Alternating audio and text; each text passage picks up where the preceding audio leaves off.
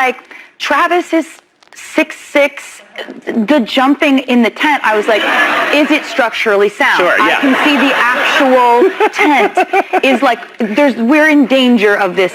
And you know if that tent goes down, it's Travis's fault. Yeah. Yeah. 100%, which means it's my fault. Yeah. This is my person. Yeah. So, all right, but I'm off. You can put the bread in the video. I don't know who I was looking to make I will say, I find it very endearing that you're still, like, that you are able to find, like, a joyful, you took that as, like, oh my God, I can't believe it. They're going to put my bread in a video. It was a huge moment for me because obviously, like, my bread has always been for texture and taste, right? But this was for camera. Oh. So it was a massive moment of, like, this is a huge challenge, right? Yeah. For me, for the bread, for my starter, like, it's like, okay, like, are you showbiz bread? Yeah, because you don't know with a starter, you can't tell yet if they have it. It's exactly. Yeah. It's the X factor that I was wondering about, and I'm just really excited that it seems to have gone really well. I scored it in a way, like I did the feather scoring that I did, that nobody cares about. And I think it's absolutely been my favorite one so far. I'm blown away. I got to, like, first of all, like, the music goes out into the world and the fans are just so, like, they're so funny, they're so adorable, they're so clever, the way that they, like, will dance to these songs or, like, come up with something clever that they'll create on TikTok, and I'm just like laughing at what they're doing. And this is just in the first few days that this music is out. But this is my first album release where I've got my mom, my dad, and my brother with me the whole album release. So we started out in London, and it's just very, like, you know, your parents are like, wow, London, this is great. You know, my mom's like, they don't have the Wheel of Fortune on these channels. And, but, you know, they're just, my parents, like, I don't know if you guys, like, have gone through this, but, like, you go through your life, you're a teenager, you're like, I need my independence. I've reached the point where, like, my parents are the VIPs of all VIPs. Yeah. So the fact that they wanted to come to my release week has just completely made it for me. And I work with my mom and my brother. So it's like, it's just been kind of the most joyful album release I've ever had. And you guys have everything to do.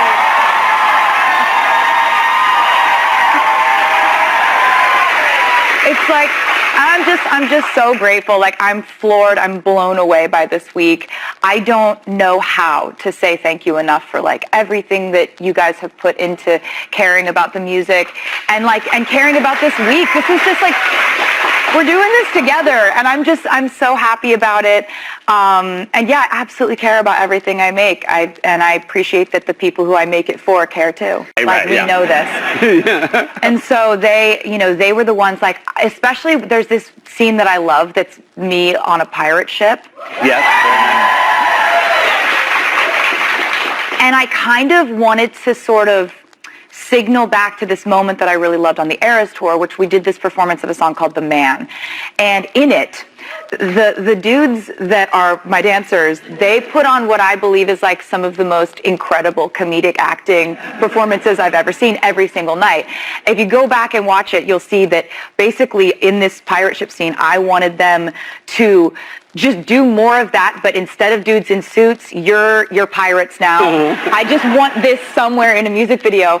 And then the other dancers who were absolutely fantastic. This is such a testament to how incredible these dancers are. And Mandy Moore, our choreographer, not the amazing pop star, but a different Mandy Moore. A different Mandy Moore. But so she's the reason why they were able to learn these moves and also learn kind of the energy behind it. And she's very funny with the way she's like, and a 5 and a 6 and a zat to do z and a here and a there and a tit 4, 5, 6, 7, 8, you know, like, but it's very, like, you watch her do her thing and you realize that, like, I'm working alongside people who every single one of you has wanted to do this your entire lives, and you've put in the maximum work that you could possibly put in, and I'm just lucky to be around all of you. I just think you know? Yeah.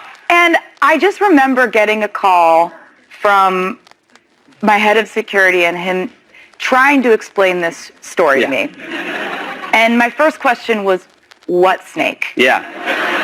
I was unaware of the presence of the snake. I guess that's on funny. The premises. If someone calls and says the snake is loose and you didn't even know there was a snake. Did not know there was a snake. But I kind of found myself listening to this, and I'm like, okay. Okay, and I hate to first and last name a friend, but it's important in this situation. Okay, so Zoe Kravitz and Lisa Bonet are holding on to a Burmese python. It's halfway in the wall. There's a man standing with an axe who has just chopped up a custom vintage antique cupboard. Yeah. There's splinters on the floor. They're looking, in my mind, they're looking up over their shoulder.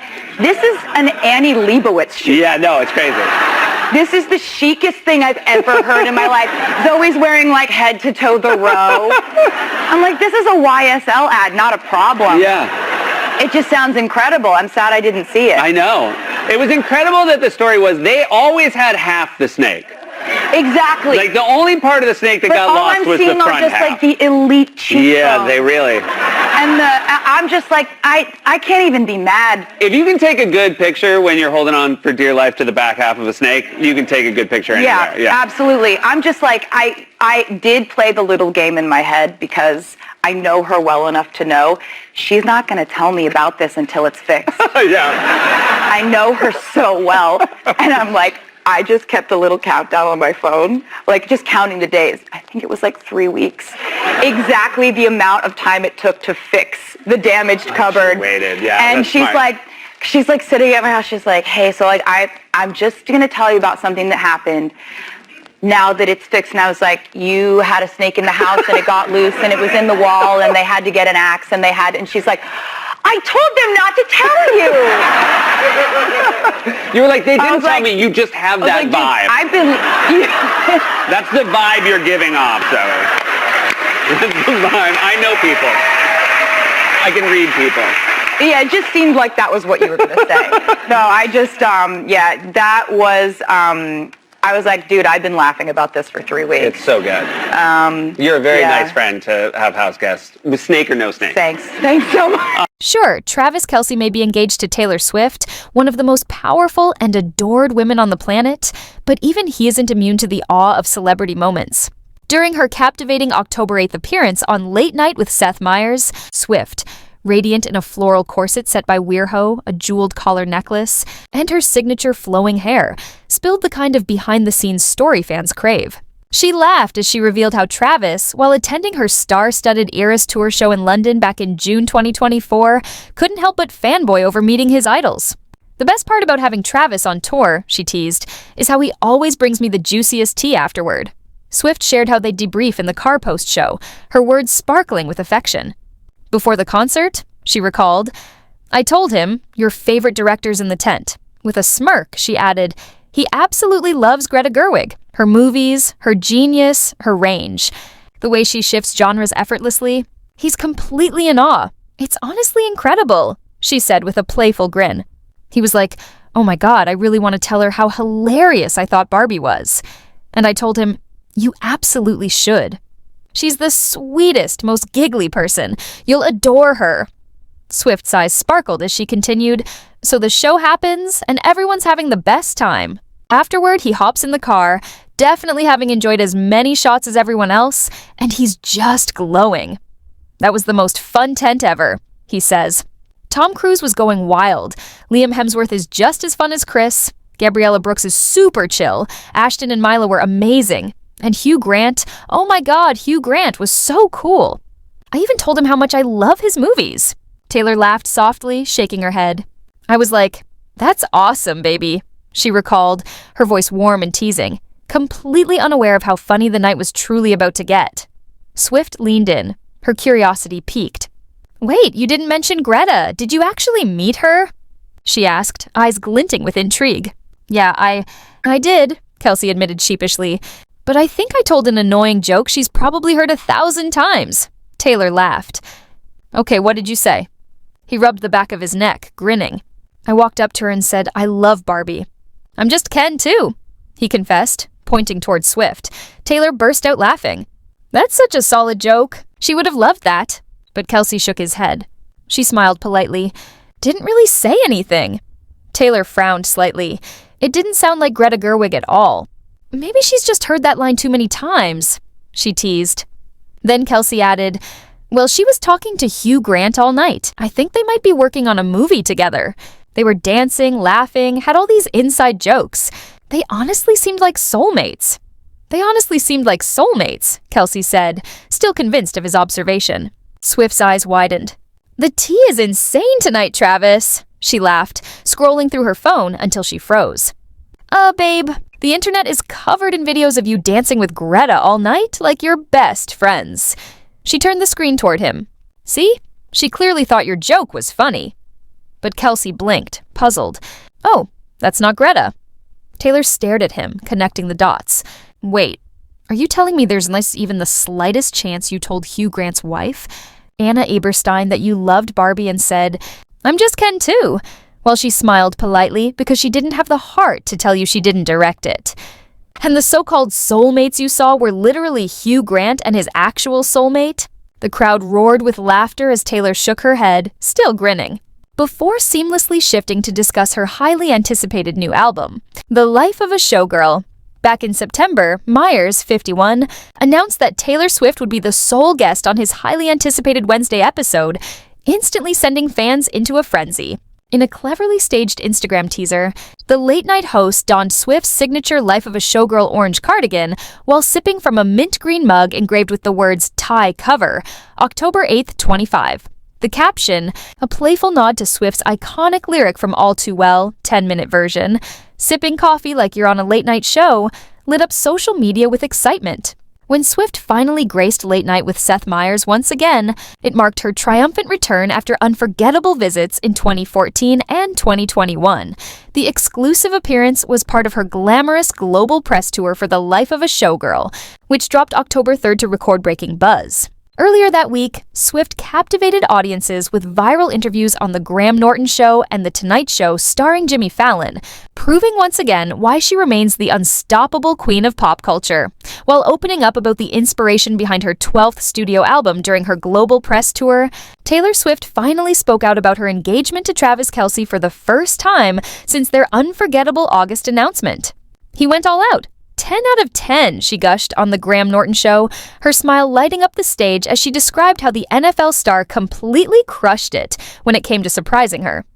With her signature mix of grace and excitement, Swift revealed her current focus. I want to do the album stuff first, and the wedding is what happens after. I think it'll be fun to plan. Later, during her Tonight Show appearance, she shared an intimate secret. Kelce had been holding onto the engagement ring for a really long time, before finally giving it to her. Looking genuinely moved, she added softly, he's just my favorite person I've ever met. No offense to everyone else, but knowing that this is the person I get to hang out with every day, forever, that's the whole thing of it. You look at the ring, Swift said softly, her eyes gleaming. And you realize, I get to hang out with him forever.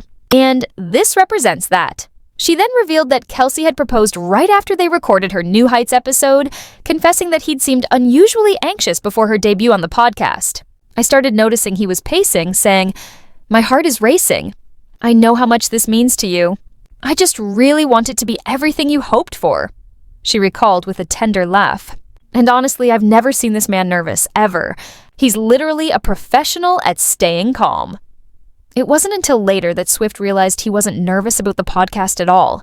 He was preparing to ask her the biggest question of their lives. It turned out to be the most perfect cinematic moment. She smiled. The entire Late Night with Seth Meyers episode became a full-on Taylor Swift takeover, radiating emotion, laughter, and the kind of romance that keeps the whole world watching. Even Meyers' signature. A closer look segment couldn't resist slipping in a few clever nods, friendship bracelet jokes, and playful references to Life of a Showgirl, all while discussing the ongoing government shutdown. Despite it being 5 years since her last visit, Swift seemed completely at ease, radiating warmth and confidence beside Meyers. The host teased that she's managed to accomplish about 15 years worth of work in that short time, earning a knowing laugh from Taylor. It's absolutely been my favorite one, she said of her Life of a Showgirl rollout, describing it as the most joyful chapter of her career. She revealed that she's been deeply engaged with fans on TikTok, watching their reactions and trends unfold in real time. For the first time ever, Swift shared that her entire family, her mom, dad, and brother, joined her on this press tour, making it even more special.